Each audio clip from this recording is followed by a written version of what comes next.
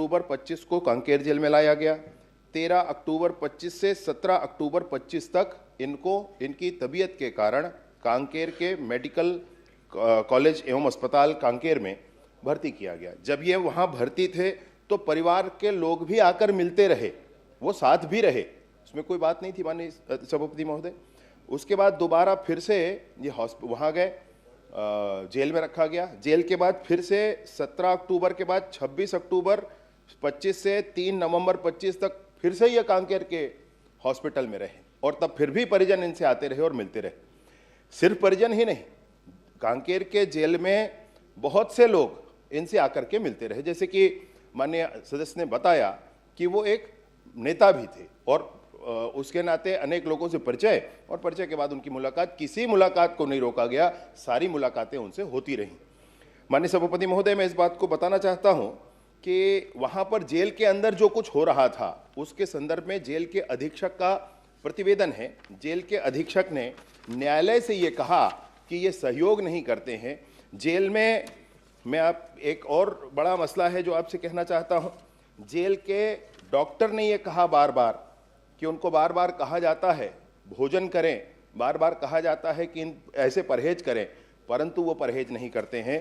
Jail के अधीक्षक ने कहा कि अपना शुगर बढ़ जाए ऐसी कोशिश में वो बार बार अन्य जो लोग हैं उनसे ऐसी कुछ सामग्रियां जिससे शुगर बढ़ती हो उसका उपभोग कर ले रहे हैं।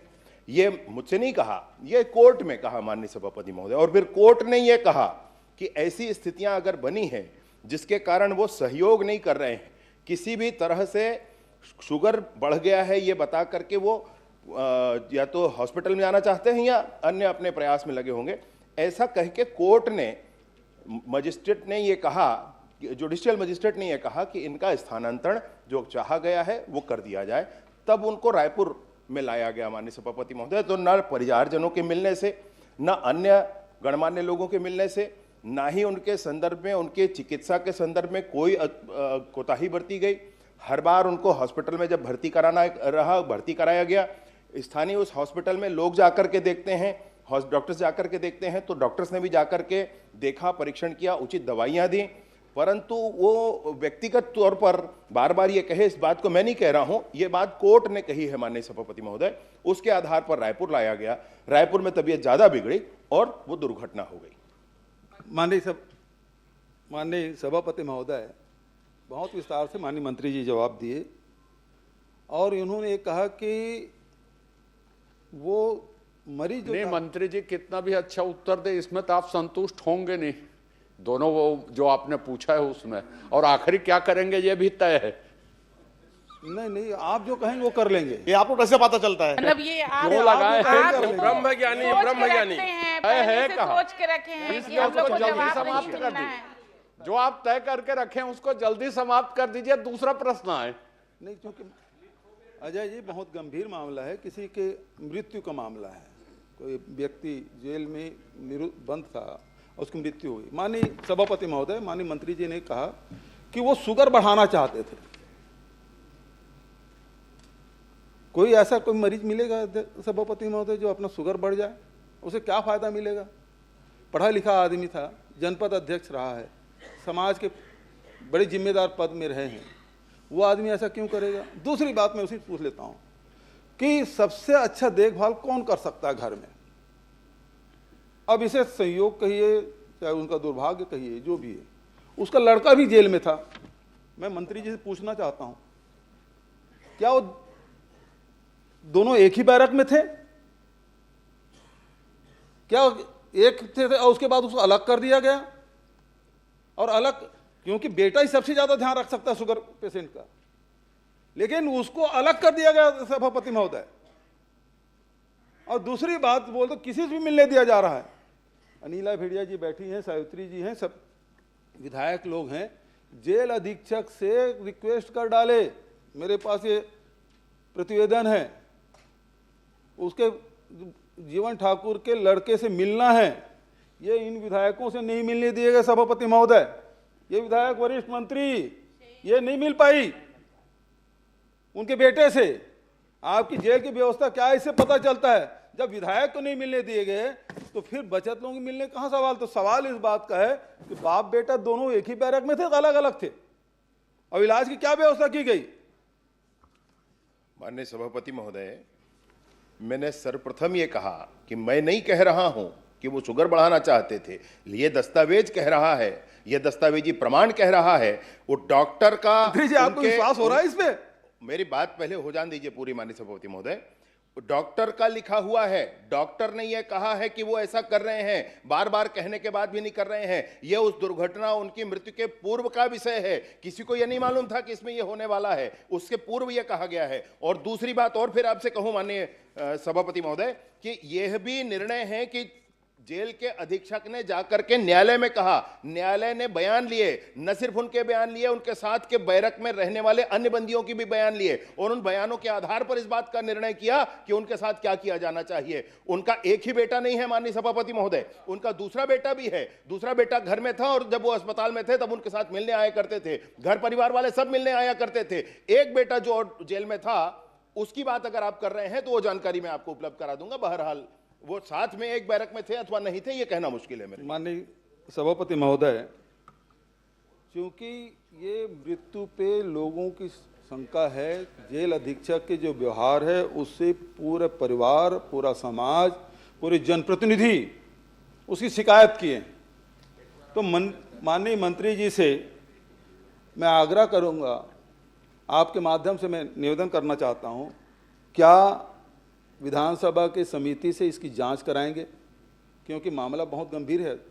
एक आदिवासी नेता की मृत्यु है, इसकी जांच की घोषणा करेंगे क्या?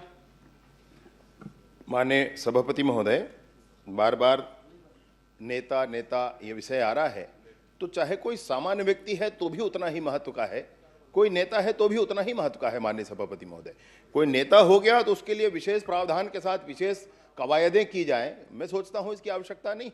और जिस पर पहले ही मजिस्ट्रेट जांच कर रहे हों, मैं सोचता हूं कि इसमें हम और किसी बात के लिए और किसी जांच की बात, ऐसे भी दो जांच और इसमें दो जांच और भी पहले हुए। माननीय सभापति महोदय, एक मिनट, समाज से जुड़े हुए थे। हर व्यक्ति किसी न किसी समाज से जुड़ा ही होता है माननीय सदस्य जी। कोई ऐसा व्यक्ति होगा क्या जो अपराध किया है और किसी समाज का ना हो? हर व्यक्ति किसी न किसी समाज से जुड़ा होता है। इसमें माननीय सभापति महोदय, ये जेल में जो घटनाएं होती हैं, जैसे कि 2021 में 71 लोगों का कस्टोडियल डेथ हुआ, 2022 में 90 लोगों का कस्टोडियल डेथ हुआ, 2023 में 57 लोगों का हुआ, 2024 में 67 लोगों का हुआ। सबका मजिस्ट्रियल जांच होता है, मजिस्ट्रेट जांच करते हैं माननीय सभापति महोदय। मैं सोचता हूं कि वो पर्याप्त है। माननीय अध्यक्ष महोदय, चलिए इस मामले में कभी और आप लोग पूछेंगे, क्योंकि आपने सदन में इस बात को स्वीकार किया कि पंकज साहू की मृत्यु हुई है और उसकी जानकारी आपको है, क्योंकि आपके विधानसभा के आप डेड बॉडी पहुंचाने भी गए थे मंत्री जी। तो क्या उसकी जांच हुई और उस जांच में क्या पाया गया? ये प्रश्नावधि जो है उसके पृथक का विषय है माननीय सभापति महोदय। मैं खुद भी चिंतित इस विषय पर रहता हूं, परंतु तुरंत में ही इसको कहना मुश्किल है। एक मिनट श्रीमती भावना बोहरा। एक मिनट सर, अभी मेरा तो कहीं हुआ सर। 15 मिनट हो गया। नहीं तो मेरा तो भाई मंत्री जी लंबा उत्तर दे रहे हैं, मैं क्या नहीं 15 मिनट हो गया। समझ गया। प्रश्नकाल में यदि ऐसा चलेगा तो कैसे संभव होगा? आप लास्ट, आप अंतिम प्रश्न कर लीजिए। अच्छा, बिल्कुल करता हूँ। ग में आपने ये कहा है कि पिछले एक वर्ष में जनवरी 25 से 31 जनवरी 2026 तक राज्य में हत्या, लूट, फिरौती जैसे जघन्य अपराध वृद्धि हुई है। और घ में आपने कहा है कि राज्य में पिछले 12 महीने में पुलिस द्वारा पकड़े गए अंतर्राज्यीय ड्रग तस्करों की सूची। माननीय सभापति महोदय, मुझे आपने सूची दी, आपको धन्यवाद। और इसमें प्रकरण बने हैं 282 प्रकरण हैं आपके ड्रग के मामले में। तो इसमें 282 में कितने गिरफ्तार हुए? और दूसरा, चूंकि सभापति ने मुझे एक ही प्रश्न पूछने के लिए कहा है, इसलिए मैं ये पूछना चाहता हूं कि ये 282 प्रकरण में ये नव्या मलिक वाला प्रकरण इसमें शामिल है कि नहीं, क्योंकि मैं खोज डाला इसमें नव्या मलिक का नाम नहीं है, जो रायपुर में बहुचर्चित ड्रग का मामला है जो आपकी भी जानकारी है, रेव पार्टी चलाती थी, बहुत सारे वो होटलों में कार्रवाई करती रही है। तो इसमें इस सूची में नब्या मलिक है, मैं तो खोज डाला नहीं मिला। और ये नब्या मलिक कौन है और ये सूची में क्यों नहीं है, इसका विदेश से क्या कनेक्शन है, क्योंकि एक ही बार प्रश्न पूछने के लिए कहा गया मुझे, और इसलिए वो कितने बार विदेश गई और विदेश गई तो किसके किसके साथ गई, इसका एक साथ उत्तर दे दीजिए मंत्री जी। मैं पहला प्रश्न आपने कहा कि गा के संदर्भ में कि हत्या, लूट और घर बता दीजिए। मैं दोनों ही बता देता हूँ, थोड़ा 2 मिनट लग जाएगा, माननीय सभापति महोदय दयालु है। तो गा में जो आपने कहा कि हत्या, लूट और फिरौती जैसे जघन्य अपराधों में 35% की वृद्धि हुई, मैं सदन को माननीय सभापति महोदय बताना चाहता हूं, वृद्धि नहीं हुई, कमी हुई। हत्या इन 13 महीनों में विगत 13 महीनों के बदले 3% कम हुआ। लूट इस 13 महीने में, प्रश्नाधीन 13 महीने में विगत 13 महीनों से 10% कम हुआ माननीय सभापति महोदय। और ये इन 13 महीनों के नहीं, पिछले 13 महीने में तो भाजपा के ही हैं आप कहेंगे, मैं समझ रहा हूं। तो भाजपा के इन 13 मिलाकर 26 महीने, तो भाजपा के कार्यकाल के पूरे ले लें और उसके पहले के 26 महीने ले लें, उसमें भी भाजपा के कार्यकाल में कम हुए माननीय सभापति महोदय। ये दस्तावेज है भाई, मैं उसको बता रहा हूं। दूसरा, आपने कहा इन 282 प्रकरणों में कुल कितने हैं, गिरफ्तार कितने हुए, चालान कितने हुए, आदि आदि। तो 282 प्रकरण हैं, इसमें चालान 206 में पुटअप हो गया है, कुल आरोपी 705 हैं और गिरफ्तार उसमें 662 है माननीय सभापति महोदय। एक विशेष नाम जो आपने लिया, मैं ऐसे विशेष किसी नाम पर ध्यान देकर नहीं कर पाया हूं माननीय सभापति महोदय, परंतु करना जरूर है, ये बिल्कुल मैं आपसे कहता हूं। वो जो नाम आपने लिया, कोई मलिक है, वो मलिक के संदर्भ में भी पूरा जानकारी मैं उपलब्ध करा दूंगा। मैं खुद भी कोशिश करके करूंगा उसको, माननीय मंत्री अगर कुछ जानकारी हो तो सभापति महोदय। चूंकि मैंने अध्ययन किया, इसमें नब्या मलिक का नाम नहीं है, और जबकि पूरे मीडिया में वो रंगा पड़ा है, पूरा उसके नाम बहुचर्चित है। बहुत सारे जो ड्रग पेडलर है उसको हम लोग नहीं जानते, लेकिन इस प्रमुखता से सारे मीडिया में, इलेक्ट्रॉनिक मीडिया, प्रिंट मीडिया में चला है। लेकिन इस सूची में वो स्थान कैसे नहीं प्राप्त कर पाया, और नहीं कर पाया तो ये चूक है, और इस चूक के लिए कौन जिम्मेदार है और इसमें क्या कार्रवाई करेंगे, ये बताएं। मैं परीक्षण कर लूंगा जरूर, इसका मैं परीक्षण कर लूंगा। माननीय सभापति महोदय जी, माननीय सभापति, 20 मिनट हो गया, 20 मिनट माननीय सभापति में बहुत ये इसी पे उनके क्षेत्र का मामला है, मेरे क्षेत्र का मामला है, थोड़ा बोलने दीजिए। का उनके क्षेत्र का मामला है, के बाद में एक मंत्री जी ने जवाब दिया है। सभापति महोदय, श्रीमती भावना बोरा, सभापति महोदय, आप माननीय 2 मिनट लेना चाहूंगी। माननीय मुख्यमंत्री, पूर्व मुख्यमंत्री के बात पूछना उनका अपमान है। मेरा भी प्रश्न इनके बातों पे ना आइए, इनके बातों पे मत आइएगा। अब उसकी क्षमता पर संदेह कर रही है। थोड़ा सा समय दीजिए। चलिए एक प्रश्न आप कर लीजिए। बिल्कुल, एक प्रश्न क्योंकि ये करिए। मेरे क्षेत्र सिंगल- का मामला है, सिंगल प्रश्न। और चूंकि भाई प्रश्न काल में आप सहयोग नहीं करेंगे तो प्रश्न काल कैसे चलाओगे आप? मेरा ही 20 मिनट हो गया है, एक प्रश्न में 20 मिनट। क्योंकि इनको जो है जीवन इसी का ठाकुर रिकॉर्ड को, है, एक क्वेश्चन 1 घंटा हुआ है, एक घंटे के लायक नहीं है, घंटा सारे में प्रश्नों चर्चा। का जवाब मंत्री जी ने दिया है। सिर्फ एक मामला है, आदिवासी का मामला है, एक क्वेश्चन 1 घंटा चर्चा इसी सदन में हुआ। मैं एक मुख्यमंत्री जी प्रश्न बोल रहे हैं 8 लोगों को गिरफ्तार किया गया था, लेकिन 8 लोगों को नहीं, 3 लोगों को ही, बाप बेटे को और एक वहीं का सरपंच, उनको गिरफ्तार किया गया। और बेटा भी है, उनके मरने के बाद बेटा भी जो है 12/1/2026 को उसकी भी मृत्यु हो गई बेटे की। और जब उनको हॉस्पिटल वहां ले लिया, बिना फिटनेस प्रमाण पत्र के, बिना परिवार को बताए हुए 2/12/2025 को जो है केंद्रीय जेल में रिफर किया गया इनको। जबकि मैनुअल जो है, जेल मैनुअल के अध्याय 12 नियम और 3 और 5 9 के अनुसार स्थानांतरण के पूर्व स्वास्थ्य परीक्षण जरूरी है। ये स्वास्थ्य परीक्षण अनिवार्य है, लेकिन बिना कैदी के परिवार वालों को सूचना दिए बिना जो है उनको जो है वहां रिफर किया गया। ये जो है राजकीय दायित्व है, और कैदी के परिवार को जरूर सूचना दी जाती है, दी बिल्कुल, गई, बिल्कुल लेकिन नहीं दिया गया। स्थानांतरण के बाद दी गई, बिल्कुल नहीं स्थानांतरण दिया के गया। बाद दी गई माननीय सभापति महोदय। माननीय और सभापति दूसरा आपसे एक महोदय। बात और, मैं एक मिनट एक करके कर लेते हैं। दूसरा जो आपने कहा कि सिर्फ 2-3 को गिरफ्तार हुए करके, मैं नाम पढ़ करके और दिनांक बता देता हूं आपको कौन कौन कब कब गिरफ्तार हुआ है, अगर आप कहेंगे तो। ये और जब यहाँ जो है 7:45 को उनकी मृत्यु होती है, लेकिन परिवार वालों को जो है 4:30 बजे उसकी सूचना मिलती है। परिवार वालों को सूचना जी 4:30 बजे उनकी सूचना मिलती है। और माननीय सभापति महोदय, मैं कहना चाहूंगी, माननीय सभापति महोदय, अनौपचारिक सूचनाओं के अतिरिक्त जो पुलिस विभाग की औपचारिक सूचना की प्रक्रिया है, ये उसका बात कर रही है माननीय सदस्य महोदया। जब वहां सूचना लेकर के थाने वाले पहुंचे थे तब आप स्वयं वहां उपस्थित थीं। और दूसरा ये है कि ये जो सूचना वहां पहुंचाई गई उस प्रक्रिया के लिए कहा गया है 4-4:30 बजे का समय जो उत्तर में है, वो इसलिए है क्योंकि वो वायरलेस होता है। वायरलेस के माध्यम से थाने में सूचना जाती है और व्यक्ति जाकर के व्यक्तिशः बताता है। इस प्रक्रिया के कारण आजकल मोबाइल है भाई, मोबाइल पर तुरंत सूचना पहुंच जाती। जी नहीं, मैं कहना चाहूंगी तुरंत नहीं पहुंचना साहब, 5 बजे शाम को सूचना, क्योंकि मैं थी जब सुबह घर वाले आए बताए, तब मैं सुबह ही जांच पड़ताल की, तब पता चला कि इनकी मृत्यु हो गई है।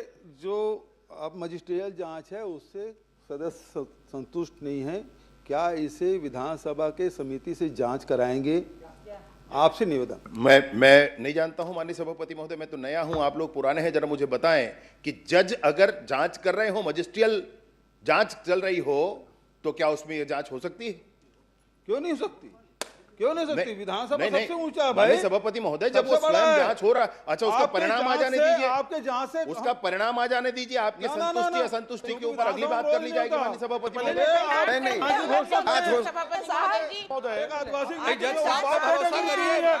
करता हूँ माननीय बार नेता और आदिवासी शब्द का उपयोग करना उचित नहीं है। बड़े आदिवासी प्रदेश में आदिवासी और सबके लिए बराबर की व्यवस्था होनी चाहिए। न्यायपालिका पे तो भरोसा करिए, न्यायपालिका पे भरोसा करिए आप लोग, जल्दी कर दीजिए, न्यायपालिका पे भरोसा करिए, अत्याचार करना बंद करो, अरे न्यायपालिका पे भरोसा, हरियाली आंसू बहाना बंद करो, न्यायपालिका पे भरोसा नहीं है, करना बंद करो, बंद करो, टंकी करना बंद करो। सभापति जी 24 मिनट के बाद भी फिर भी खड़े हो रहे, 24 मिनट हो गया। एक श्रीमती भावना बोहरा, आप प्रश्न करें। बंद करो। सभापति जी बंद करो। इतनी बड़ी समस्या है जिसमें हर उत्तर संदिग्ध है।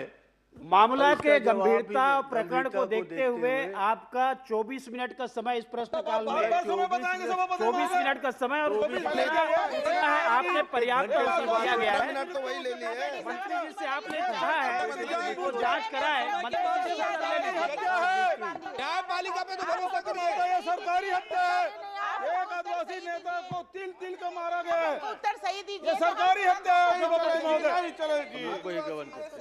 आदिवासी नेताओं का गलत जानकारी दे रहे हैं। अत्याचार बंद करो, नौटंकी करना बंद करो। महोदय जी, मेरा प्रश्न माननीय मंत्री जी से ये है कि मुख्यमंत्री ग्राम सड़क योजना हरियाली आंसू बहाना बंद करो और नवीनीकरण सड़क है उसकी जानकारी मैंने चाही थी। मैं धन्यवाद करूंगी आदरणीय मंत्री जी का कि स्वीकृत सड़कों की जानकारी मेरे पास उपलब्ध है, लेकिन जो नवीनीकरण की सड़कों की जानकारी मांगी गई थी उत्तर में आया है कि उसकी जानकारी निरंक है। और महोदय जी, विभाग से जो जानकारी एकत्रित हुई है उसके अनुसार पिछले 10 वर्षों में एक भी सड़क का नवीनीकरण नहीं हुआ है। लगभग 45 ऐसी सड़कें हैं जिनको 5 से 10 साल हो चुका है। तो मैं जानना चाहूँगी आपके माध्यम से आदरणीय मंत्री जी से कि क्या मापदंड है कि 10 साल पुरानी सड़कों का नवीनीकरण नहीं हुआ है, और नहीं हुआ है तो किस प्रक्रिया के तहत आगे होने वाला है मुख्यमंत्री ग्राम सड़क योजना के तहत? माननीय सभापति महोदय, माननीय सदस्य ने जो प्रश्न किया है तो उसके संदर्भ में यह है कि नवीनीकरण के संदर्भ में बजट की उपलब्धता के आधार पर नवीनीकरण 5 वर्षों बाद उसको किया जाता है। तो पिछले 2 वर्षों में तो नवीनीकरण के कोई बजट नहीं थे, इसलिए कोई काम नहीं था। इस बार नवीनीकरण का बजट आया है, इस बार आगे काम करेंगे इस पर। क्योंकि इसमें आपकी और हमारे दोनों विधानसभा की लगभग 45 ही सड़कें महोदय जी जो चलने की स्थिति में भी नहीं है। तो मैं निवेदन करूंगी अगर बजट है तो कृपया ये सूची मेरे पास है उसको प्राथमिकता में जरूर स्थान देंगे, ऐसे मुझे उम्मीद है।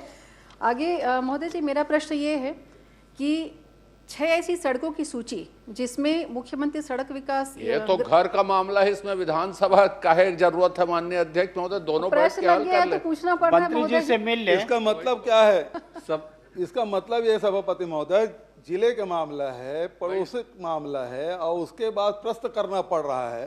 इसका मतलब दूरियां बहुत है अजय जी। नहीं, दूरियां नहीं, नजदीकियां यही नहीं है, विधानसभा दूरियां की बहुत है। पारदर्शिता, यही विधानसभा की पारदर्शिता और सदन का महत्व है कि इसी बहाने बाकी लोगों की भी ये विषय संज्ञान में आ जाए। बस बाकी चर्चा तो रोज होती, चर्चा की चिंता नहीं है। माननीय सदस्य भावना बोहरा जी ने, माननीय सभापति महोदय, इसलिए इस विषय को लाया कि सबको ध्यान रहे। प्रदेश में 56 सड़कों में से सिर्फ 4 वहां गए, बाकी पूरे प्रदेश में गए। दूसरे वर्ष में प्रदेश के 59 सड़कों में से सिर्फ 9 वहां गए, बाकी पूरे प्रदेश में गए। मतलब पूरे प्रदेश की चिंता हो रही है, इसलिए इस प्रश्न को लाया गया है। गलतफहमी में कोई ना रहे, मतलब ऐसा। आदरणीय सभापति महोदय जी, मैं एक प्रश्न और इसमें पूछना चाहूंगी कि 6 ऐसी सड़कें जो मुख्यमंत्री सड़क ग्राम विकास योजना के तहत स्वीकृत हुई थी, लेकिन जिसकी राशि पर्यावरण एवं अधोसंरचना की निधि से निर्मित किया गया उस रोड को, और अब इसको लगभग 5 से 10 साल वापस से हो चुके हैं और विभाग इस विषय पे अभी तक कंफ्यूज है या स्पष्ट नहीं है कि आने वाले नवीनीकरण किस मद से होगा। क्या इसका मद मुख्यमंत्री ग्राम सड़क योजना में आएगा या पर्यावरण विकास संरचना के अंतर्गत आएगा? कौन इसके नवीनीकरण के लिए जिम्मेदार होगा? क्योंकि जो 45 सड़कें हैं जो नवीनीकरण में हैं, उनमें इस सड़कों का, इन 6 सड़कों का नाम नहीं है। ये स्थिति भी है कि चलने की स्थिति में आज नहीं है। तो ये जो सड़कें हैं वो किस मद में, किस निधि में जाकर आगे नवीनीकरण इसका होना है, कृपया इसको भी एक बार संज्ञान में ला दें। मंत्री जी, आप जवाब देंगे? सभापति महोदय, आप जवाब देंगे? मैं इसको एक लाइन को पढ़ रहा हूँ। पुरानी सड़कों के नवीनीकरण हेतु स्वीकृति निरंक है। ये बजट सत्र है, इस बात को भावना जी ने जी आपको याद दिलाई है, तो निरंक न रहे इसकी व्यवस्था आप बनाएंगे, ऐसा वो चाह रही है। ये निरंक प्रश्नाधीन समय के लिए है माननीय सभापति महोदय, भविष्य के लिए नहीं है। सभापति मेरे दूसरे महोदय, प्रश्न का भावना ने कृपया भावना मेरे व्यक्त दूसरे- कर दी, केवल वो पंडरिया का मामला नहीं है। भावना की भावना ये है कि पूरे प्रदेश में हो। जी बिल्कुल। मेरे दूसरे प्रश्न का जवाब नहीं आया महोदय जी, मैंने फिर से अपना प्रश्न रिपीट करती हूँ। 6 ऐसी सड़कें हैं जो मुख्यमंत्री ग्राम सड़क योजना के तहत स्वीकृत हुई थी, लेकिन जिसकी राशि पर्यावरण अधोसंरचना की विकास निधि से निर्मित हुआ है। इन सड़कों को भी लगभग 5 से 10 साल हो चुके हैं, नवीनीकरण की इसको ज़रूरत है। तो विभाग इसमें पूरी तरह से स्पष्ट नहीं है कि कौन से मद से नवीनीकरण होगा, क्योंकि जो 45 सड़कें नवीनीकरण की सूची में है, इन 6 सड़कों का उसमें जिक्र नहीं है। तो किस मद से और कब तक ये हो पाएगा, कृपया उससे एक बार जानकारी दे दें। ये जो भी, मुझे ये नहीं मालूम है माननीय सभापति महोदय कि माननीय सदस्य किस 6 सड़कों की बात कर रही हैं। मेरे पास सूची है महोदय जी, मैं आप चाहें तो मैं इसको पढ़ भी सकती हूँ। बकेला से खामी, खैरावार से बोरतरा, देवसरा से गोरखपुर कला, आवश्यकता नहीं महली है, से मैं सोचता तोरला, हूँ। ऐसी 6 सड़कें हैं ये। जी, बात प्रक्रिया की है तो एजेंसी मुख्यमंत्री ग्राम सड़क योजना या ये रही है, परंतु मद किसी और इसका था, राशि किसी और मद की थी। अब कालांतर में इस रोड को पुनर्निर्माण के लिए, नवीनीकरण के लिए लिया जा सकता है, किसी भी मद से लिया जा सकता है माननीय सभापति महोदय, चाहे इस विभाग के मद से, कहीं और से मद आता है तो भी लिया जा सकता है। कार्य एजेंसी के नाते मुख्यमंत्री ग्राम सड़क योजना तब तक, जब तक कि इसको किसी और सड़क को किसी और को हैंडओवर न किया जाए, तब तक इस पर काम कर सकती। हैंडओवर तो पहले ही हो चुका है क्योंकि कार्य कंप्लीट है, नवीनीकरण की बात है। तो मैं निवेदन करूंगी मैं कि उसको जो 45 सड़कें हैं, इन 6 सड़कों को भी उस नवीनीकरण की संख्या में जोड़ा जाए। तो टोटल 51 सड़कों की गिनती जब नवीनीकरण हो तो ये 6 सड़कों को जोड़कर 51 सड़कों की जिला की नवीनीकरण की स्वीकृति भविष्य मिले, ऐसी मैं उम्मीद आदरणीय मंत्री जी महोदय से करती हूँ। और उसके अलावा महोदय जी, एक विषय जो संज्ञान में लेना चाहूँगी, प्रश्न नहीं है लेकिन एक बार जानकारी में होना चाहिए, इसलिए मैं इस बात को ज़रूर बोल रही हूँ कि मुख्यमंत्री ग्राम सड़क योजना के तहत एक बांगर मेन रोड से लेकर के कोटना पानी टोला पारा तक के मुख्यमंत्री ग्राम सड़क योजना में इसकी स्वीकृति 138.61 लाख रुपए की शासकीय स्वीकृति मिली। उसके बाद स्वीकृति को निरस्त किया गया ये बोल करके कि प्रधानमंत्री सड़क के अंतर्गत ये स्वीकृति पहले ही हो चुकी है। तो मैं पूछना चाहूँगी महोदय जी कि अगर विभाग किसी सड़कों की जानकारी नवीनीकरण के लिए या फिर स्वीकृति, नई स्वीकृति के लिए देता है, तो क्या उनके पास ये डेटा अवेलेबल नहीं है कि प्रधानमंत्री सड़क पे इसकी स्वीकृति हो चुकी है, क्योंकि उसकी पुनरावृत्ति मुख्यमंत्री ग्राम सड़क योजना के तहत फिर से की गई है। तो इसमें क्या विभाग जिम्मेदार है या डेटाबेस जो है वो उपलब्ध नहीं है, क्या कारण है इसके पीछे? मैं माननीय सभापति महोदय, मैं सोचता हूँ कि बहुत सामान्य सा विषय है। अगर एक विभाग के द्वारा बनाया सड़क है, पीएमजीएसवाई की अनेक सड़कें पीडब्ल्यूडी को हैंडओवर हो जाती हैं, तो जब पीडब्ल्यूडी को हैंडओवर हो जाती हैं तो फिर आगे काम उस पर पीडब्ल्यूडी करता है। लेकिन तब तक हो सकता है कि पुराने किसी प्रस्ताव में उस सड़क का नाम PMGSY में भी नवीनीकरण वगैरह में रहा हो, ऐसी कोई स्थिति होगी, मैं जो भी बात इसमें आएगी, मैंने जो विषय आएगा सामने मैं बिल्कुल देख लूंगा। माननीय सभापति श्री विक्रम मंडावी। माननीय सभापति महोदय, जो मैंने प्रश्न डाला तो मेरे प्रश्न के मूल अंश का जवाब आया ही नहीं है, और मात्र 10 मिनट पहले सदन शुरुआत होने 10 मिनट पहले ही मुझे उसका पुनः उत्तर दिया गया है। तो ऐसे में मैं कैसे प्रश्न कर सकता हूं? इसको अगले दिवस के लिए इसको आगे बढ़ा दीजिए, आपसे अनुरोध है। 10 मिनट पहले उत्तर मिला है सभापति महोदय, तो वो क्या प्रश्न करेंगे, उसमें पूरक प्रश्न क्या बना पाएंगे? जो मूल प्रश्न अंश ही नहीं है, जिसका जवाब ही नहीं आया, मात्र 10 मिनट पहले दिया गया है मुझे इसका जवाब। एक बार देख लीजिए ना उसको। जी, माननीय सभापति महोदय, ये इस प्रश्न में बढ़ोतरी ही हुई है, उसमें कुछ परिवर्तन नहीं हुआ है। एक तथ्य था, एक और तथ्य माननीय सदस्य के ध्यान में आ जाए, इसलिए एक और तथ्य को जोड़ करके लाया गया। पहला विषय है। दूसरा विषय ऐसा है कि इस पर जैसी व्यवस्था माननीय सदस्य चाहें, मुझे आपत्ति नहीं है। माननीय सभापति महोदय, आप निर्णय कर सकते हैं। आगे डेट के लिए कार्यवाही को बढ़ा दीजिए। क्या है उसमें ऐड किया गया है, बहुत परिवर्तन नहीं है। मैं ऐसा समझता हूं कि आप पूछ सकते हैं प्रश्न को, और पूछ करके जवाब ले लीजिए, मंत्री जी उसका जवाब देंगे। माननीय सभापति महोदय, मंत्री जी से प्रश्न पूछना चाहता हूं कि जो आपने जो उत्तर दिया, पूरा प्रश्न के उत्तर पर जो दिया है कि कुल 1496 इनामी आत्मसमर्पण नक्सलियों ने आत्मसमर्पण किया है, तो इनकी कुल घोषित राशि कितनी है?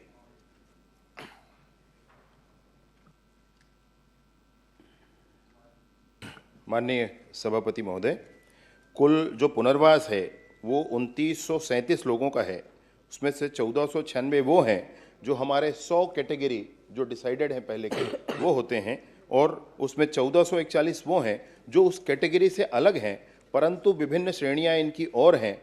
मिलिशिया सदस्य, DKMS, दंडकारण आदिवासी किसान मजदूर संघ आदि आदि। 1496 कितना घोषित इनाम? मैं आपको पूरी बातें बताऊंगा भाई, आप क्यों चिंता कर रहे हैं? तो नक्सलवाद का विषय, पूरी बातें बताऊंगा, और माननीय सभापति चाहें तो उसमें और निर्णय कर लें, कोई बात ही नहीं है।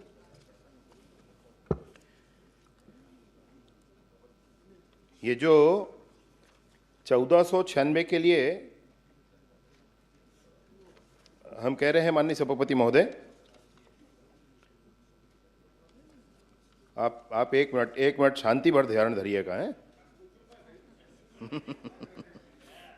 चले मत जाइएगा।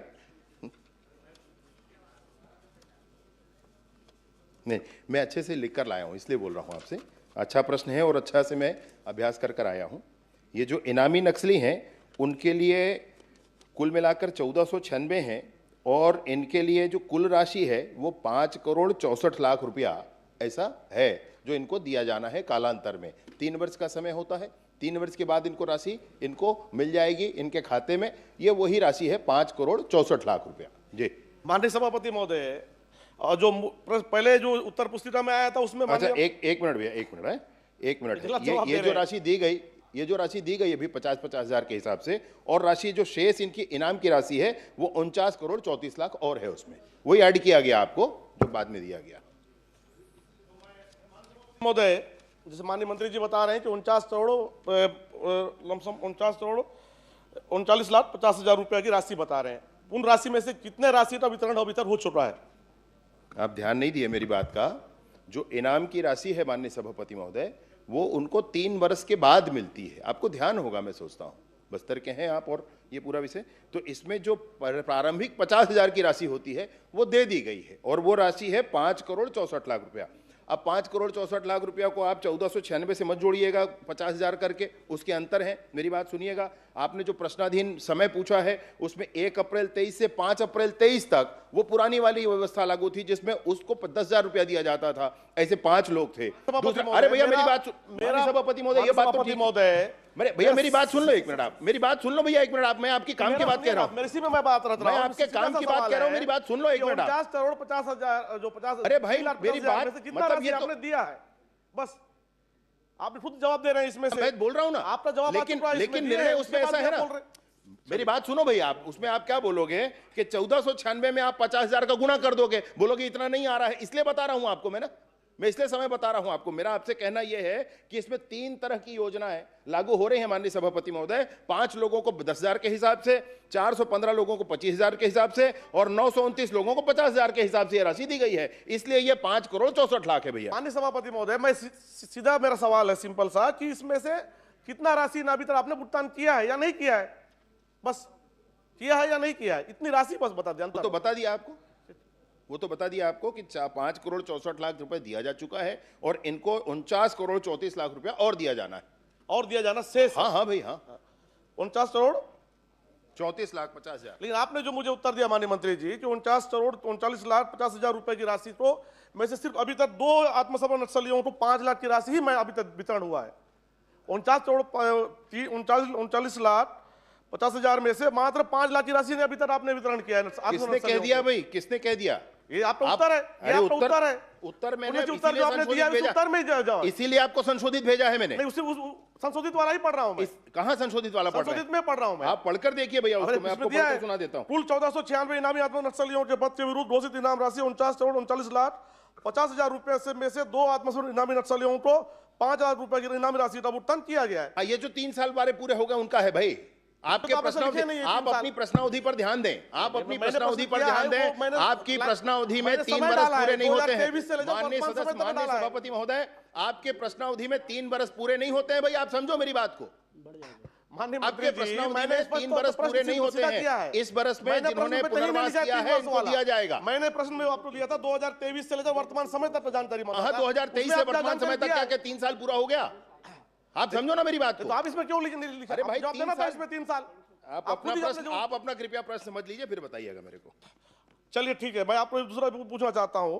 जो आपने 49,39,50,000 जो राशि नहीं वितरण करना बता रहे हैं, उसको कब तक देंगे और उसको देने का प्रक्रिया क्या है? माननीय सभापति महोदय, मैं पहले ही बताया, खैर इसके देने की प्रक्रिया यही है, इस पर जांच की प्रक्रियाएं होती हैं। जो लोग पुनर्वास करते हैं उनके जिला स्तर पर एक समिति होती है, प्रदेश स्तर पर समिति होती है। वर्तमान में 92 प्रकरण ऐसे हैं जिनको प्रदेश स्तर की समिति से भी अनुशंसा की जा चुकी है, उनकी राशि तैयार है। इनको हम राशि देंगे, बैंक से ये 3 बरस बाद निकाल पाएंगे। श्रीमती अनिला भेड़िया। माननीय मंत्री जी से जानना चाहता हूं, जो आत्मसमर्पण जो नक्सली जो आत्मसमर्पण करते हैं उनको रैंकवार जो उनका पद वहां पे जो होता है, उसको पदवार कितना कितना राशि देने का प्रावधान है, और अगर वो बंदूक लेकर आते हैं और अन्य जो हथियार लेकर आते हैं तो उनमें कितना कितना राशि देने का प्रावधान है? बस इतना अंतिम। माननीय सभापति महोदय, माननीय सदस्य ने सबसे पहले ये कहा है कि छत्तीसगढ़ में नक्सलवार पुनर्वास नीति क्या है, तो ये नक्सलवार पुनर्वास नीति जो जारी हो चुकी है पहली, वही नीति है। उसके अंतर्गत ये है कि उनका स्वयं का जितना जितना राशि है और उनके ऊपर उनके हथियारों के साथ जो राशि दी जाती है यह भी उसमें उल्लेखित है। फिर भी अगर आप चाहें तो मैं कुछ बढ़ देता हूं, सीसीएम को 40 लाख रुपए, एसजेडसीएम को 25 लाख रुपए, सीवाईपीसीएम को 8 लाख रुपए, बटालियन सदस्य को 8 लाख रुपए, डीवीसीएम को 8 लाख, ये सारा उसमें है।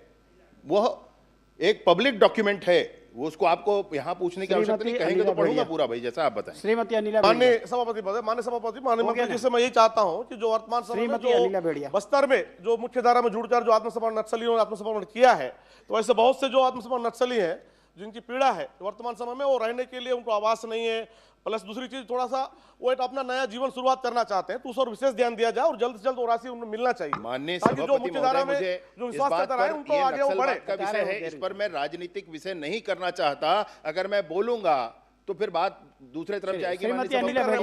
इस बात की चिंता जवाब आया है, सरकार कर रही है, सरकार ने नहीं किया। माननीय सभापति हम चाहते हैं, समझना चाहिए, इसको समझना चाहिए, आगे बढ़ाना नहीं है उस बात को। माननीय सभापति महोदय, मैंने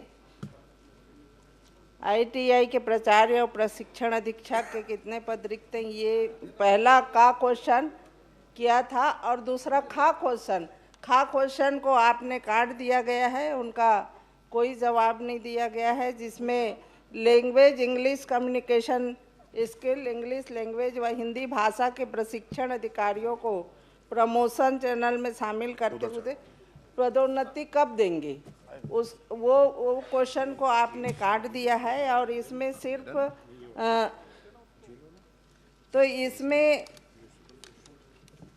आप इन अधिकारियों की पदोन्नति क्यों नहीं की गई और इसमें भर्ती कब तक किया जाएगा, पदोन्नति प्लस भर्ती कब तक किया जाएगा? माननीय सभापति महोदय, जो क्वेश्चन मेरे पास आया है और जो इसमें कटा है वो वहीं से कटा है, मैंने नहीं काटा है।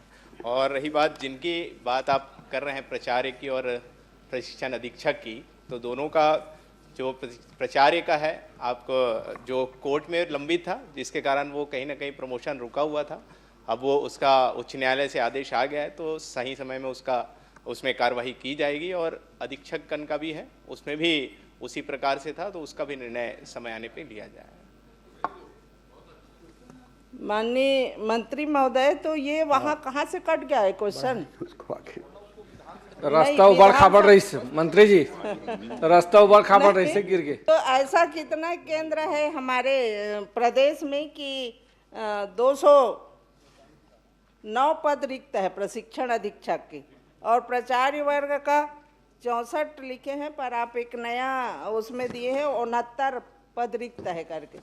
तो ये आप इस तरह के पद रिक्त रहेंगे तो आप यहाँ प्रदेश में बोल रहे हैं बेरोजगारी खत्म करेंगे, स्किल डेवलपमेंट करेंगे, तो कैसे करेंगे? आपके पास प्रशिक्षण अधिकारी नहीं रहेगा तो माननीय मंत्री महोदय से यही पूछना चाहूंगी कि ये कब तक इसमें आप इसके लिए आपको प्रश्न लगाने की जरूरत नहीं थी, उमेश बाबू बता देते कब पद को कब तक भरेंगे ताकि हमारे बेरोजगार युवा यहाँ प्रशिक्षण प्राप्त करके उद्योगों में काम करें। नहीं तो आपके छत्तीसगढ़ में बाहर के ही प्रशिक्षक आके रोजगार, बाहर से ही लोग रोजगार यहाँ करेंगे और हमारे लोग बेरोजगार होते जाएंगे। तो आप कब तक वो बाहर मत का राज्यसभा चुनाव हो फिर 3 जन आ जाए बाहर से, समझ गए? बाहर कबे थे आते का बाहर से। माननीय सभापति महोदय, इसमें निश्चित ही बहुत सारे पद रिक्त हैं और माननीय वरिष्ठ सदस्य ने बहुत गंभीर चिंता की है और इसमें समय समय पे इस पे भर्ती की जाती है। और अभी जितने भी हमारे ITIs हैं सभी जगह हमारे मेहमान प्राध्यापक हैं या फिर हमारे संविदा प्रशिक्षण है जिसके माध्यम से सुचारू रूप से सभी ITIs संचालित हैं और हमारे साथियों को सभी को प्रशिक्षण मिल रहा है। और निश्चित ही इसमें भर्ती की समय अवधि बता पाना अभी संभव नहीं है, लेकिन समय पे सभी चीजें की जाएंगी। श्री उमेश पटेल। माननीय सभापति महोदय, माननीय मंत्री जी ने कहा कि अभी कोर्ट से केस लगभग खत्म हो गया है, वो उसका डिसीजन आ गया है तो अब भर्तियां होंगी। तो मैं जानना चाहूँगा कि ये प्राचार्य के लिए कितने प्रतिशत पद प्रमोशन के हैं और कितनी सीधी भर्ती की है, पहला। दूसरा प्रश्न सभापति महोदय ये है कि अगर इतने प्रशिक्षक अगर अभी उपस्थित नहीं है तो मेहमान प्रशिक्षकों से आप काम करा रहे होंगे। अभी जो इस साल आपने मेहमान प्रशिक्षकों की भर्ती की होगी उसमें कितने मूल निवासी छत्तीसगढ़ के हैं और कितने बाहरी हैं, इतना बता दीजिए। अभी हमने भर्ती नहीं की है, लेकिन जो प्राचार्य का है जो 6 पद में से 5 रिक्त हैं और इसके लिए जो मैंने बताया कि उच्च न्यायालय का डिसीजन है जिसमें कार्यवाही अभी चल रही है जिसके माध्यम से होगी। और रही बात आपने जो अभी भर्ती की बात की, तो अभी भर्ती हम लोगों ने नहीं किया है। प्रश्न बहुत स्पेसिफिक है। प्राचार्य का पद आप सीधी भर्ती और प्रमोशन दोनों से करते होंगे जी, तो कितना प्रतिशत उसमें सीधी भर्ती है और कितना प्रतिशत प्रमोशन का है? क्योंकि जो कोर्ट में लगा है वो प्रमोशन का लगा है, सीधी भर्ती का तो अटका नहीं है। तो सीधी भर्ती के पोस्ट तो अपन भर सकते हैं, उसमें किसी तरह का कोई रुकावट है नहीं। प्राचार्य वर्ग 1 के पदों के लिए 25% पद हम सीधी भर्ती करते हैं और 75% पद पदोन्नति के माध्यम से भरे जाते हैं। तो निश्चित ही इसका समय बताना संभव नहीं है। श्रीमती शकुंतला सिंह। एक सेकंड, सीधी भर्ती जो कोर्ट में लंबित नहीं है, जो कोर्ट में लंबित है उसका हम मान गए, चलिए कोर्ट में लंबित। माननीय सभापति महोदय, मैं कौशल विकास मंत्री महोदय यह बताने की कृपा करेंगे कि प्रतापपुर विधानसभा क्षेत्र अंतर्गत वर्तमान में संचालित शासकीय अशासकीय तकनीकी शिक्षण संस्थानों ITI आदि की संख्या कितनी है तथा उसमें उपलब्ध विषयों एवं छात्र नामांकन की स्थिति क्या है? मौका दे दीजिए, प्रश्न का उत्तर नहीं आया है, प्रश्न का उत्तर नहीं आया सभापति महोदय जी, जवाब तो देने दीजिए। सभापति महोदय जवाब तो आने दीजिए। हम कंप्लीट हुए नहीं। माननीय सभापति मंत्री जी जवाब देंगे। संरक्षण जवाब तो आने दीजिए माननीय सभापति महोदय जी, संरक्षण जवाब दीजिए मंत्री जी, पहले क्वेश्चन का जवाब दीजिए। जवाब आने दीजिए। जवाब आया है, एक बार और दे दीजिए। फिर से एक बार मंत्री जी एक बार जवाब दे दीजिए। माननीय सभापति महोदय माननीय कौशल मंत्री जी ये बताने की कृपा करेंगे कि प्रतापपुर विधानसभा क्षेत्र अंतर्गत वर्तमान में संचालित शासकीय अशासकीय तकनीकी शिक्षण संस्थानों ITI आदि की संख्या कितनी है तथा उनमें उपलब्ध विषयों एवं छात्र नामांकन की स्थिति क्या है? शकुंतला जी एक बार बैठ जाइए। बहुत ही सिंपल। आप एक था कि प्रमोशन के पद जो 25% आप सीधी भर्ती कर रहे हैं, वो अब तो प्रोसीडिंग आगे बढ़ गई, फिर रिवर्ट कैसे कोई होगी रोक टोक तो है नहीं, महोदय? तो उस पे क्यों भर्ती नहीं कर रहे हैं? दूसरा मेहमान प्रशिक्षणों का जो आप भर्ती करने वाले हैं या हो चुका होगा, उसमें कितने मूल निवासी हैं? ये दो को उत्तर दे दीजिए। मैंने बताया कि हम अभी भर्ती नहीं किए हैं और हमने बताया कि अभी जब भर्ती करेंगे तो उसमें हो बताएंगे। और रही बात जो प्रमोशन वाली है उसका मैंने आपको बता ही दिया, उसमें कोई बात ही नहीं है। माननीय सभापति महोदय रोक नहीं है, उसको क्यों नहीं कर रहे हैं? मैंने बताया कि समय अवधि बता पाना अभी संभव नहीं समय है। बताइए, लेकिन बाहर से मेहमान लाएंगे कि मूल निवासी को दिया जाएगा मौका, ये बता दीजिए। ये सारी चीजें प्रक्रिया से होती है, नियम बता दीजिए बाहर से लाया जाएगा कि मूल निवासी को मौका दिया जाएगा। है नहीं, 2 साल हो गए आपको मंत्री कौशल विकास मंत्री महोदय यह बताने की कृपा करेंगे कि प्रतापपुर विधानसभा क्षेत्र अंतर्गत वर्तमान में संचालित शासकीय अशासकीय तकनीकी शिक्षण संस्थानों की संख्या कितनी है तथा उनमें उपलब्ध विषयों एवं छात्र नामांकन की स्थिति क्या है? मैंने माननीय सभापति महोदय, मैंने सदस्य को पूरी जानकारी दे दी है, लेकिन फिर भी मैं पढ़ के बता देता हूँ। प्रतापपुर विधानसभा क्षेत्र अंतर्गत वर्तमान में 2 शासकीय औद्योगिक प्रशिक्षण संस्था संचालित है एवं अशासकीय और निजी औद्योगिक प्रशिक्षण संचालित नहीं है।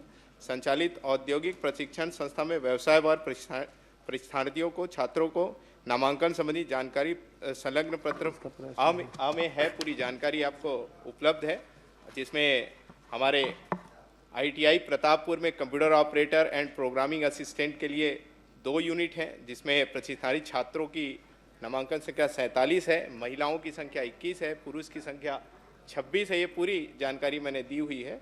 इलेक्ट्रीशियन के लिए 2 है, जिसमें 40 बच्चे पढ़ रहे हैं। वेल्डर के लिए भी 2 है, जिसमें 31, और टोटल अगर हम करें तो स्वीकृत यूनिट 6 और 118 बच्चे इसमें पढ़ रहे हैं, जिसमें 50 महिला हैं और 68 पुरुष हैं। और ITI वाड्रफ नगर में computer operator and programming assistant COPA, उसमें भी 2 यूनिट है, जिसमें 48 हैं और महिलाएं 27 और 21।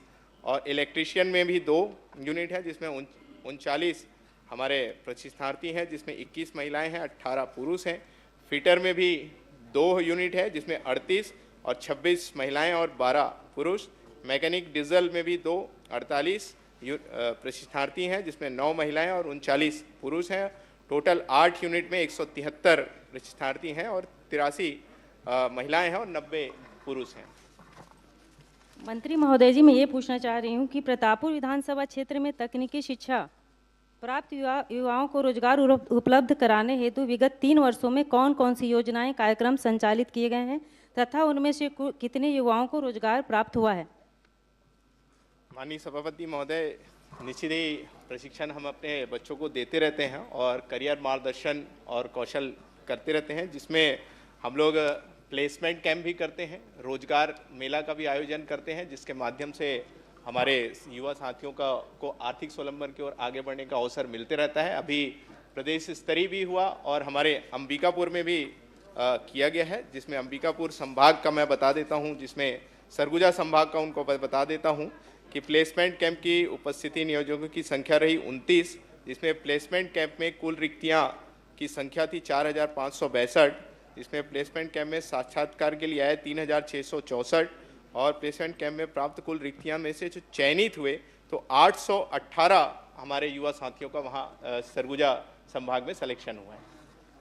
मंत्री महोदय, मेरे पास एक सूची उपलब्ध है जिसमें तकनीकी में पूरा निरंक दिया गया है सूरजपुर जिले में हमारे विधानसभा क्षेत्र से, और आपका बलरामपुर जिले में भी। तो मेरा ये आग्रह है कि जो आप ये रोजगार मेला लगवाते हैं, इसे आप विकासखंड स्तर पे लगवाएंगे क्या, और क्या इसका प्रचार प्रसार सही ढंग से किया जाएगा, क्योंकि ग्रामीण क्षेत्र के युवा इस रोजगार मेले में भाग नहीं ले पा रहे हैं।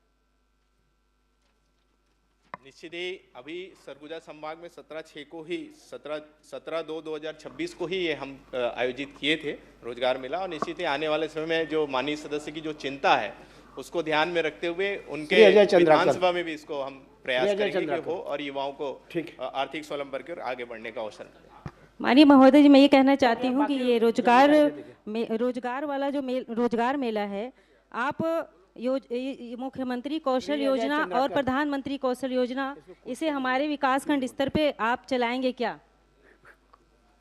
सभापति महोदय, मैंने कहा ही कि माननीय सदस्य की जो चिंता है उसको विशेष ध्यान देंगे और उसको दिखवाएंगे ताकि उनकी चिंता दूर हो। श्री अजय चंद्राकर। और 7वां प्रश्न आ गया क्या? मेरा प्रश्न छोटा सा है। अरे मेरा तो अभी पूछा ही नहीं हो गया, तो खड़े होना तो मूल प्रश्नकर्ता को होने दो। माननीय सभापति महोदय, माननीय सभापति महोदय, समय कम है, बहुत सीधा प्रश्न करिए ना। मेकहारा के सेटअप के बारे में मैंने पूछा है, तो उसमें एक प्रश्न है। सेटअप जो है नेशनल मेडिकल कमीशन का एक स्टैंडर्ड है। माननीय श्याम बिहारी जायसवाल ने या स्वास्थ्य मंत्री जी ने उस स्टैंडर्ड के तहत मेकहारा का सेटअप बनाया है कि इनका खुद का कोई स्टैंडर्ड है, और यदि वो स्टैंडर्ड है स्टेट का तो वो क्या है ये बता दे मुझको, और उसके तहत उस स्टैंडर्ड के तहत मेकहारा का स्वीकृत है कि अस्वीकृत है ये बता दे एक संक्षिप्त में। फिर मैं दूसरा प्रश्न करूंगा, फिर सुनील जी करेंगे।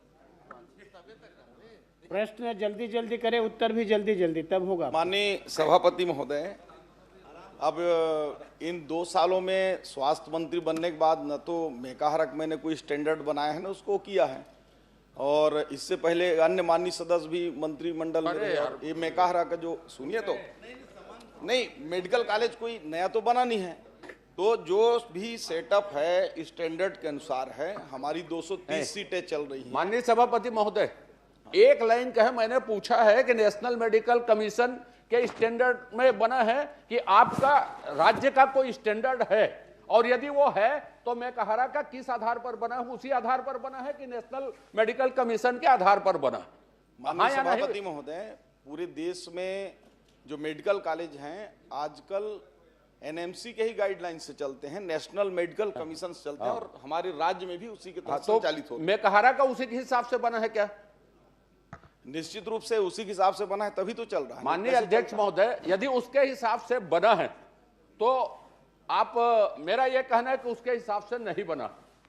आप जांच करवाएंगे क्या? उसे जो आप मापदंड बनाइए, एनएमसी के हिसाब से इतने पद होंगे और इतने पद हैं, भरे हैं या नहीं भरे हैं वो अलग विषय है। आप उस स्टैंडर्ड के हिसाब से सेटअप स्वीकृत है, इसकी जांच कराएंगे क्या, या मैं प्रमाण देता हूं आपको? वो लागू नहीं है बोल रहा हूं मैं। माननीय सभापति महोदय, उसमें जांच कराने की कोई बात ही नहीं है। मैं तो बोल रहा हूं हमारी ये असत्य है कि आप एनएमसी के हिसाब से बना है बोल रहे हैं। एनएमसी के हिसाब से नहीं रहेगी तो नहीं बना, इनके या मेरे कहने से नहीं है। चलिए, आप यदि उसी में है तो समय कम है, मैं दूसरी बात बोल देता हूं जिसके लिए मैं आपसे मांग करूंगा। माननीय अध्यक्ष महोदय, मुझे मशीनों की जानकारी अधूरी दी गई। इसमें जो जानकारी दी गई है और पिछले सत्र में जो जानकारी दी गई थी, दोनों पेपर मेरे पास हैं। जो पेट स्कैन और गामा कैमरा के बारे में आज जो जानकारी दी गई है उसमें बिल्कुल उल्लेख नहीं है, और पिछले पत्र में इन्होंने कहा है कि मैं इसकी जांच करवा रहा हूं।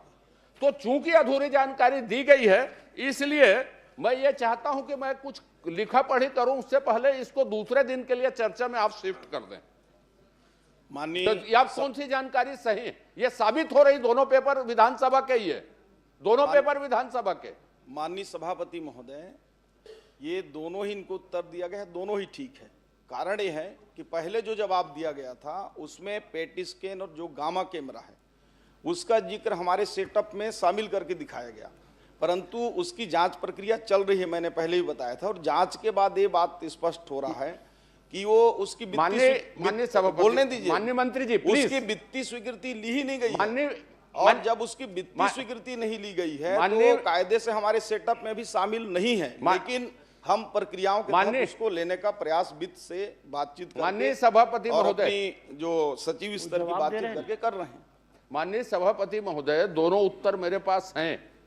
आप यदि इसके सेटअप में शामिल नहीं है वो दोनों मशीन, ये इनका कहना है, तो वो मशीन कहां है, किसकी है, ये बता दें। फिर यदि उसका उल्लेख कर रहे हैं, मैं तो उसका उल्लेख नहीं किया, मैंने तो कहा उसकी जानकारी नहीं दी गई है।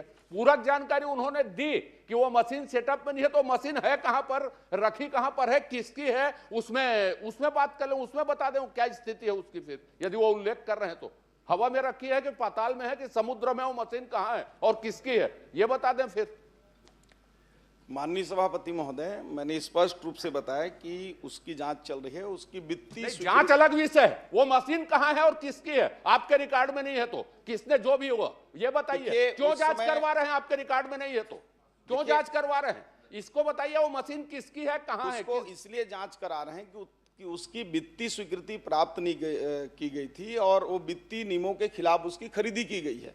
आप बोलिए तो हम जांच करा देते हैं उसकी। माननीय सभापति महोदय, बहुत छोटा सा प्रश्न है। आप ही ने कहा कि वो हमारे रिकॉर्ड में नहीं है, इसलिए मैंने इस प्रश्न में जानकारी नहीं दी। तो वो किसके रिकॉर्ड में वो मशीन है कहां, किसकी है, आपके रिकॉर्ड में नहीं है तो आप जांच क्यों करवा रहे हैं, मैं ये जानना चाहता हूं। आप ही ने कहा मेरे रिकॉर्ड में नहीं है वो जमीन। देखिए, वो हमारे रिकॉर्ड में इसलिए नहीं है कि उसकी वित्तीय स्वीकृति नहीं है, वो रखा हुआ है मेकाहारा में, लेकिन उस समय वित्तीय नियमों के पालन किए बिना उसकी खरीदी की गई और वो मशीन बड़े राशि का था, 20 करोड़ से ऊपर का, उसमें बिना वित्तीय अरे वो सब डिटेल में उसकी नहीं जाना चाह, वो किसके रिकॉर्ड में है तो ये बताइए ना आप। जब उसका उसी का कर रहे हैं, किसकी मशीन है वो, स्वास्थ्य विभाग की किसकी मशीन है, जांच अलग विषय है, वो मशीन किसकी है वो अलग विषय है। मैं वो मशीन किसकी है ये पूछ रहा हूँ, आपके रिकॉर्ड में नहीं है तो किसकी मशीन है, जांच का विषय बाद में। वो इसलिए रिकॉर्ड में नहीं है क्योंकि अधिकृत रूप से उसकी वित्तीय स्वीकृति प्राप्त नहीं हुई है। मशीन रिकॉर्ड में नहीं है, थोड़ा सा समय बचा है, रिकॉर्ड में नहीं है, मैं हराम क्यों रखा है वो, अरे किसकी मशीन है, क्या है। देखिए, वो जब उस मशीन को खरीदा गया तो बाद में पता चला कि उसकी वित्तीय स्वीकृति नहीं है, नियमों के खिलाफ। अभी लावारिस है, कोई भी उठा जांच कब सकता तक है। करेंगे, जांच कब तक करेंगे, उसका कोई वारिस नहीं है, कोई भी उठा सकता है उसको जल्द ही जांच करके, और हम एक कोशिश माननीय कर रहे हैं। सभापति जी, माननीय सभापति जी, माननीय सभापति जी, बस थोड़ा सा समय बचा है, अवसर दे दें।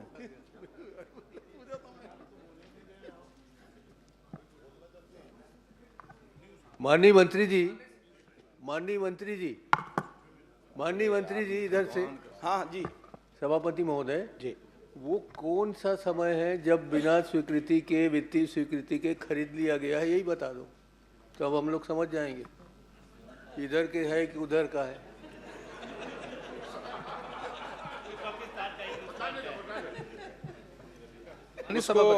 अब चूंकि अब नहीं बोल रहे हैं तो नहीं, ऐसा नहीं है, ऐसा नहीं है। किस समय का है ये, पूर्व के समय का है। और उसका समय मैं बाद में आपको बता दूंगा, निश्चित डेट मुझे याद नहीं है।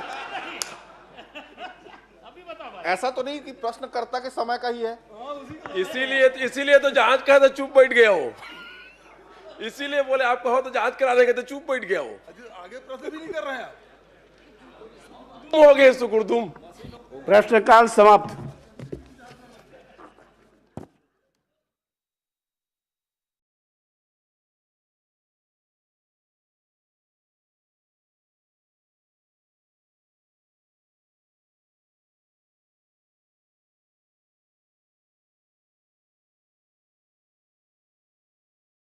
मेरे साथ